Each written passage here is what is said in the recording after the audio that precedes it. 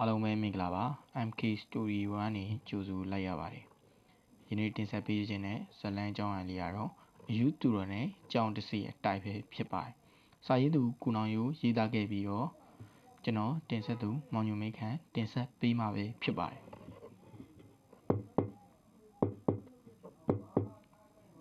ညတကောင်ရန်တုတ်တန်ဝင်အတွင်း၌လူတစ်ယောက်သည်မြေပုံတစ်ခုဟာတူးဆွနေအတန်ကြာတူးပြီးတော့အထဲမှခေါင်းတစ်လုံးပေါ်လာ၏အခေါင်းအားဖွင့်သောအထဲမှမိန်းကလေးအသက်42နှစ်အရွယ်တဦးပေါ်ထွက်လာသည်ထိုသူသည်မိန်းကလေးအလောင်းအားဖတ်၍ရှိုက်ကြီးတင်ငယ်ငယ်ငိုကြွေးသည်အားရအောင်ငိုပြီးသောအခါအံကိုတင်းတင်းကြိတ်လျက်ကြောက်ချောင်းရွာစီကိုတစ်ချက်လှမ်းကြည့်လိုက်သည်ပြီးနောက်အလောင်းစီပြန်ကြည့်ကလက်ထဲမှဓားသေးတစ်ချောင်းဖြင့်ရင်ဘတ်အားခွဲလေပြီး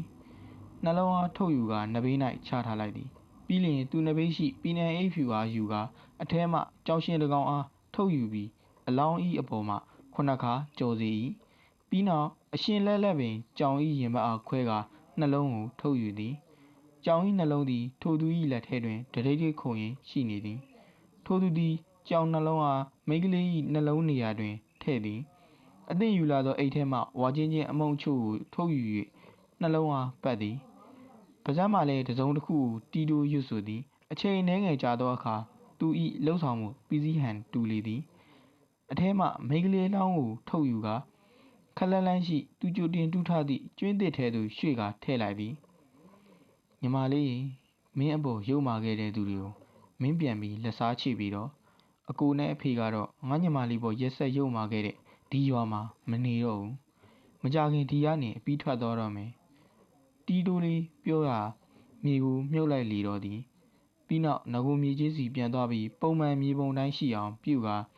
တုတ်တန်အတွင်းမှထွက်သွားလေတော့သည်လေးလခန့်ကြာသောအခါ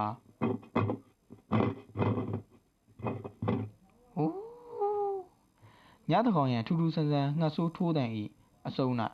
6ချောင်းရွာလီမှာခွေးဥတန်တို့က6ချားဖွယ်ရာထွက်ပေါ်လာသည်ရွာသူရွာသားတို့မှလည်း6ချားဖွယ်ခွေးဥတန်ကြီးကြောင့်အိယာမှလန်နိုးလာကြသည်ဒီလိုခွေးဥတန်နေကြရလျင်ကြောက်ချောင်းရွာတရွာလုံးနေစရာမရှိလွန်ခဲ့သော3လခန့်လခွေညတညမှာယခုလိုခွေးဥတန်နေထွက်ပေါ်လာပြီးရွာတောင်ပိုင်းမှအရက်သမားတန်းဝင်းဆိုသူသည်အိတ်နေရင်ဖြင့်တကူလုံးသွေးတန်တရေဖြင့်ရုပ်ပြက်စင်ပြက်တိတ်ဆုံးသွားခဲ့ရသည်ကိုမနှက်မှသိခဲ့ကြရလေသည်တန်းဝင်းသည်လူပြိုကြီးတကူရဲမို့ကိစ္စမရှိရွာကလူတွေကတော့တန်းဝင်းသိတ်ဆုံးမှုကိုဖြေရှာမရခဲ့ရဲတွေကလည်းအကောင်တကောင်ဤတိုက်ခိုက်မှုကိုခံရကတန်းဝင်းသိတ်ဆုံးသည်ဟုယူဆကြလေသည်ထို့အတူနောက်လက်ဝဲညတညတွင်တော့တန်းဝင်းဤညီဖြစ်သူနေမျိုးနှင့်သူ၏ဇနီးဖြစ်သူတိတ်ဆုံးပြန်သည်တန်းဝင်းနှင့်နေမျိုးမှာအမြဲတမ်းအတူနေတူသွားလာနေကြသူများပင်ဖြစ်သည်နေမျိုးကတော့ဇနီးနှင့်အတူအရင်ရုတ်တရက်ကြောင်နှကြီးငါ့ကိုကိုက်နေတယ်ကဲကြပါကြောက်လန့်တကြားအိုဟင်သွေးတန်တရေဖြင့်တိတ်ဆုံးသွားခဲ့ပြန်သည်နေမျိုး၏ဖြစ်စဉ်ကြောင့်သူ၏ဇနီးတဲ့ဝါနုမှာကြောက်လန့်တကြားအိမ်ပြင်ထွက်ပြေးက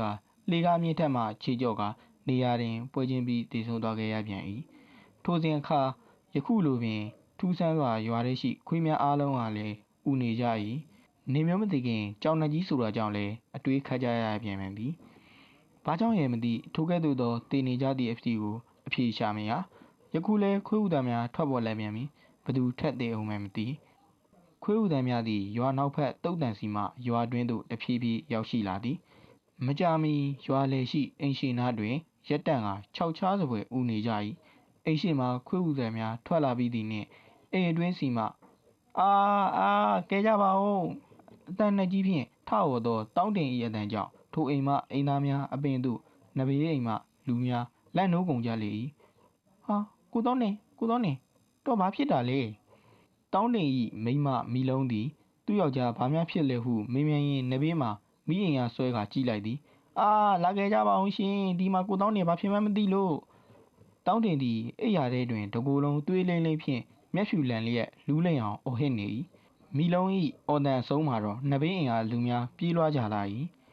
အိမ်ရှိစီတွင်ခွေးဥတန်းများကစူညံနေစေတွင်နဘေးအိမ်များမှလူအချို့အိမ်မော်ပင်ရောက်သောအခါတောင်းတင်သည်ဇက်ငင်ဖြစ်နေပြီးပါးစပ်များလည်းဘလုံးမသွေးကြောင်းနှကြီးမဟုတ်ဘူးမြားနေငါ့ကိုတက်နေတယ်ကဲ ဟုရေယိုရင်ဇက်လေကနေအသက်ထွက်လာလေတော့သည်ကိုတောင်းတယ်ကျုပ်ယောက်ျားကိုကယ်ပေးကြပါဦးမိလုံးမှာသူ့ယောက်ျား၏အလောင်းကြီးကိုဖက်လျက်အော်ဟစ်ငွေကြွေးနေလေတော့သည်နဘေးမှရွာသူရွာသားတို့၏ရက်ွက်ထဲတွင်ကိုတောင်းတယ်မသိခင်ကရေယိုခဲ့သောများနှင်းသူ့ကိုတတ်သည်ဟုသည့်စကားကြောင့်ဒူးရတွေများစွာရှိနေကြလေသည်တောင်းတင်တည်ဆုံးပြီးနောက်ပိုင်းအရှိကတည်ဆုံးသူများနှင့်ပတ်သက်၍တဲလွန်စာတစ်ခုတော့ရလိုက်ကြလေသည်တဲလွန်စာကမြာနှင်းဆိုသည့်အသက်42နှစ်အရွယ်ကလေးမတဦးသည်လွန်ခဲ့သော4 လခန့်ကရွာပြင်လေကွင်းအတွင်းဆက်၌အသက်ခံခဲ့ရသည်ရိုးရိုးသက်ခံရခြင်းမဟုတ်လူတစုမှဗလကာယပြုခြင်းကတက်ဖြတ်ခဲ့ကြခြင်းပင်ဖြစ်သည်တရားခံကဖော်၍မရမြာနှင်း၏အကြောင်းကိုပြောပြမယ်ဆိုလို့ရှိရင်သူ့အတွက်မိခင်မရှိတော့ဖခင်နဲ့အကူတဦးသာရှိတော့သည်မိခင်မှာတော့သူ့အားမွေးပြီးကြတဲ့တည်ဆုံးခဲ့ရကဖခင်ဦးတင်မောင်မှတကူတည်းပြုစုလုပ်ကြည့်ခဲ့ရသည်အကူဖြစ်သူကလည်းငယ်စဉ်ကတည်းကမိခင်ဘက်ကအမျိုးတွေရှိရာမြန်မာပြည်အထက်ပိုင်းစီသွားနေသည်ညာနဲ့တည်ဆုံးချိန်တွင်တော့ရွာကိုခဏပြန်လာသေးသည်ပြီးတော့ပြန်ချင်းဝဲကြောက်ချောင်းအားစိတ်နောက်သွားသည်ထင်သည်ညာနဲ့တလားပြည့်သည့်နေ့ဝဲဖခင်ဖြစ်သူကအပီးခေါ်၍ပြန်သွားလေတော့သည်ဤသည်ကမြာနှင်း၏အကြောင်းတစ်စိတ်တစ်ပိုင်းပင်ဖြစ်သည်ယခုမြာနှင်းတက်ခံပြီးရပြီးနောက်ပိုင်း3 လအတွင်းတောင်းတင်တို့အဖွဲ့တည်ကုန်ကြ၏ရွာမှလူအများကလည်းမြာနှင်းတည်ဆုံမှုသည်တောင်းတင်တို့သာတရားခံဖြစ်နိုင်သည်ဟုယူဆနေကြသည်တို့ကြောင့်သာမြာနှင်းဝင်းကျင်ကလက်စားပြန်ချနေခြင်းပင်ဖြစ်ရမည်ဟုတထစ်ချယုံကြည်နေကြလေသည်ပြီးတော့တောင်းတင်တို့အုပ်စုတည်လေပြီမို့မြာနှင်းဝင်းကျင်လည်းကျင်းနှဲလောက်ပြီဟုယူဆနေကြသည်သို့သောသူတို့ထင်မှတ်ထားသည့်အတိုင်းဖြစ်မလာခဲ့ပေဘဲကြောင့်ဆိုသောမြာနှင်းဝင်းကျင်သည်နောက်ပိုင်းတွင်သာဆိုး၍လာ၏ရခင်ကလောက်ဝင်ညဘက်တွေ၌သာရွာတွေဝင်လာတတ်တော်လေအခုလာပြင်းညတွေမှာခွေးဥတန်းနေတဲ့အတူလူတွေတည်လာကြသည်ကလေးလူကြီးပြူအိုအကုန်တည်ကြသည်တည်သူတိုင်းကလည်းမြာနှင်းကြောင်နေကြီးတက်တယ်ဟုသာအော်ရင်တည်ကြ၏တုံးတန်နေလဲမြေပုံတွေထက်နေလေပြီအချို့ကလည်းရွာမှပြောင်းပြေးကြကုန်၏အချို့ကတော့ဘိုးစဉ်ပေါင်းစံနေထိုင်လခဲ့ရတဲ့ရွာမှုမခွဲခွာခြင်းကြရွာမှလူကြီးများတိုင်ပင်၍မြာနှင်း၏မြေပုံကိုပြန်လူသောအထဲတွင်အလောင်းကပျောက်နေသည်ဖြည့်ရှင်းရမည့်နီလန်းကိုလည်းရွာဦးเจ้าကဆရာတော်ပါဝင်ဝိုင်းဝန်းကရှာဖိနေတော့လေဘာမှမထူးကြပေသို့တော်တနေ့ထိုနေ့ကထုံးစံတိုင်းမြာနှင်းတက်၍သေဆုံးသောလူတစ်ယောက်အားတုတ်တန်တွင်မြေမြုပ်နေကြသည်ရွာတွင်နိုင်ရင်းများသာမကြာခဏဖြစ်လွန်၍ယခုနောက်ပိုင်းလူသေးခဲ့ပါမိသားစုနှင့်အနီးပတ်ဝန်းကျင်များလူများသာလွဲ၍ဘယ်သူမှလိုက်မပို့ကြတော့ပေတို့ကြောင့်ယခုနာရီတွင်လိုက်ဖို့သူ10 ဦးခန့်ပင်ရှိ၏ထိုချိန်ကတုတ်တန်ဤနဘေးမှလောကလူရနေတထောင်မိတထောင်ပူပင်စရာတွေများလာပါပေတဲ့ဘယ်ဘုံဘယ်နံဘယ်စခန်းမှနောက်ဆုံးမှရမြေပြင်အောင်ဆန်းမြန်းရပါတယ်ဟူသည့်မိသူရေး၍ဘယ်သူဆိုမှမသိလေသောတချင်းလိုတံဝေရားကြပြလိုစာကြိုးကိုအတန်အောကြီးဖြင့်အော်ဟစ်သည်ဆိုရင်တန်နေစီသို့ဝင်လာသည့်သူယူတယောက်သူအားဘဲကြောင့်မြင်မြင်ရင်သူယူဟုချက်ချင်းတတ်မှတ်ရသည်နည်းဆိုရင်သူ့ပုံစံကနှစ်ရှည်လာများစီငတ်နေသဖြင့်6 သွေးနီကြောင်နေသောသပင်ရှည်များစုပ်ဖွားကြနေကမုတ်စိတ်တို့ကရှည်လျားစွာနေမျက်လုံးမှလည်းကြီးကန်းတောင်ပေါင်ကြည့်လျက်ကြောင်တောင်နိုင်လာသည်ပါးစပ်တွင်လည်းသွားတို့ကကျူးတဲအသားရည်ကလည်းနေလောင်ထားသဖြင့်ကြေးနီရောင်တောက်နေကအဝတ်စားအဆုပ်ပဲများဝတ်ဆင်ထားလျက်ခန္ဓာကိုယ်နှင့်အဝတ်စားများတွင်ဖုံတို့ကပေလူးနေ၏အဝတ်အိတ်ဆုပ်တစ်လုံးအားလည်းလွယ်တိုင်းထား၏တို့ကြောင့်သာသူ့အားလွယ်တကူသူယူဟုတတ်မှတ်လိုက်ကြပင်ဖြစ်သည်သူယူသည်တုတ်တန်တဲ့သို့ရောက်လာပြီးမြေချင်းတူးနေသူထံသွားပြောလေသည်ပြီးနောက်နဘေးတွင်ဖြာလိမ့်နှင့်ပတ်ခါချထားသည့်အလောင်းကြီးကိုတေချာစိုက်ကြည့်နေသည်ရွာသူရွာသားများကတော့သူယူအားဘာလုပ်လေမလဲမသိဟုတတိထားကစောင့်ကြည့်နေကြသည်ငါ့ကိုအဖိုးတရားမင်းကဒီဘက်သွားလို့စေလိုက်တာဒါကြောင့်ကိုဟာသူယူမှသူနှင့်တရားမင်းပဲအမျိုးတော်နေသလိုရည်ရွတ်နေရင်အော်နေဒီလူကတော့သူများတကာတွေနာရေးဖြစ်နေလို့ဝမ်းနေချိန်လာရေးနေတယ်ငါလှုပ်လိုက်ရင်သေအောင်မယ်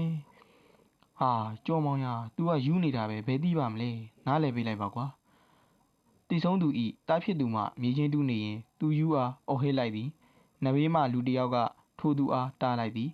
သူယူ၏မျက်နှာကချက်ချင်းတီးသွား၏ပြီးနောက်ထိုသူနားကိုကတ်သွားကကောင်းလေးမင်းအဖေဘာလို့တည်လဲသိလား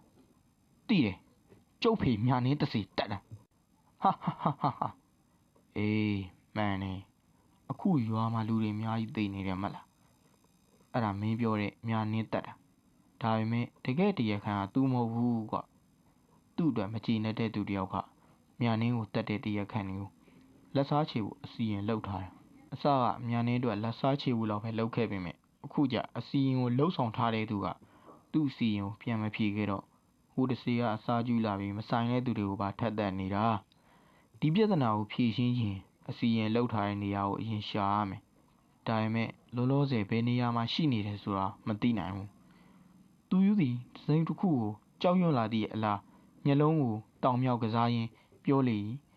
သူယူ၏စကားကိုရွာသားများစိတ်ဝင်ကြရလေသည်ဗျာဘလို့ရွာသားများသူယူထံစုဝေးလာကြ၏ဤဒီကိုသူယူသဘောကျသွားသည်ဟေးဟေးဟေးဟေးမင်းတို့ယူစကားကိုယုံမယ်ပေါ့ဟာသူယူကတဟီရင်ပြောသည်သူ၏စကားကြောင့်ရွာသားများစိတ်ပြတ်သွားကြလေသည်သို့တော်တဦးမှဘာပဲပြောပြောကျုပ်တော့ယုံမယ်ဗျာအေးကြည်နေရပြီကဲအဖိုးတကြားမင်းရဲ့စေခိုင်းချက်ရငါသူတော်လေးမင်းတို့ရွာကိုငါကူညီမယ်ကဲမင်းတို့လှုပ်เสียရှိတာဆက်လုပ်တော့ငါလဲသူ့ကိုဒီညရွာထဲကိုလာအောင်လိုက်မှန်းလိုက်အောင်မယ်ပြီးရင်အစီရင်လှုပ်ထားတဲ့နေရာကိုပြခိုင်းပြီးဖြက်စီးပြရမယ်သူယူသည်ပြောဆိုတုတ်တန်အတွင်းရှိမြေပုံတစ်ကလေးများထံပတ်သွားကဖနှောက်တစ်ချက်လိုက်ပေါက်နေလေတော့၏ကိုဖိုးမောင်ခမရသူယူကိုဘာလို့ယုံသွားတာလဲဗျပေါက်ကြရတယ်ပြောနေတာဟုတ်ဗျာအာမင်းကလည်းအခုငါတို့ရွာမှာအနေထားကသူ့ကိုယုံတာမယုံတာထက်စမ်းလုပ်ကြည့်တာမစိုးဘူးလို့ငါတွေးမိတာကွကိုဖိုးမောင်ပြောတာလဲဟုတ်တာပဲကဲပါဘာဖြစ်ဖြစ်စမ်းကြည့်တာမမားပါဘူးမဟုတ်ရင်တော့သူ့ကိုမောင်းထုတ်ကြရုံပေါ့ဗျာရွာသားများအချင်းချင်းတီးတူးပြောဆိုနေကြ၏ထိုအချိန်ဝယ်သူယူသည်သူတို့ရှိရာကိုပြန်ရောက်လာပြီးကဲငါအလုပ်တော့ပြီးပြီတော့လုပ်ပြီးရင်ရွာထဲသွားကြစို့သူယူ၏စကားအဆုံးမှာရွာသားများသည်အလောင်းအောင်မြုပ်ချင်းအဖြစ်အမြန်ဆုံးလှုပ်ဆောင်လိုက်ကြ၏ထို့နောက်တွင်တော့သူယူသည်ရွာသားများ၏အရှိမနေရွာထဲကိုခုံပေါက်ပြေးလွှားကဝင်ရောက်သွားလေတော့သည်ညနေဆောင်ချင်းဝယ်သူယူသည်ရွာထဲရှိအိမ်များအားလိုက်လံကြည့်ရှုနေ၏သူ့နောက်တွင်လည်းရွာသား10ယောက်ခန့်လိုက်ပါလာ၏သူတို့တော်ကတော့ယူသည်မယူသည်အသာထားရင်းနှီးသူကိုကောက်ရိုးတင်မြင်သည်လည်းအသက်ကယ်ရပေမှုသူယူအားအာကူမိခိုနေကြ၏အိမ်တော်တော်များများကိုကြည့်ပြီးနောက်ရွာစုံဘက်ရှိအိမ်တွင်ရက်လိုက်ခါဒီအိမ်မှာငါသူ့တော်စောင့်မယ်ဟဲ့ကဲဒီအိမ်ကအိမ်ရှင်တွေခေါ်ပြီးညအတွက်လူစုပြီးအတင်းစောင့်နေကြတယ်ကိုတင်ညိုဝေးခြံရှိမှခေါ်တန်ကြောင့်အိမ်ထဲမှလူတစ်ယောက်ထွက်လာသည်ဒီမှာကျိုးတို့ရွာကိစ္စကိုရှင်းပေးမယ်ဆရာသူတော်သူကဒီညခမရအိမ်မှာနေပြီးတစီတကောင်ဖမ်းပေးမယ်တဲ့အဲ့ဒါဟေးနေအောင်ငမိုက်သားလေးငါရဲ့နာမည်ဆရာသူတော်မဟုတ်ဘူးအယူသူတော်မှတ်ထားဟီကဲမင်းတို့သွားတော့သူတော်နဲ့ဖိုးတင်ညိုအစီရင်လှုပ်လာအောင်မယ်အယူသူတော်မှာသူနဲ့မလန့်မကန့်ရှိတိတ်ကိုင်းကြောက်တစ်ခုကိုတွားကောက်လိုက်သည်ပြီးနောက်ပဇက်နာကပ်၍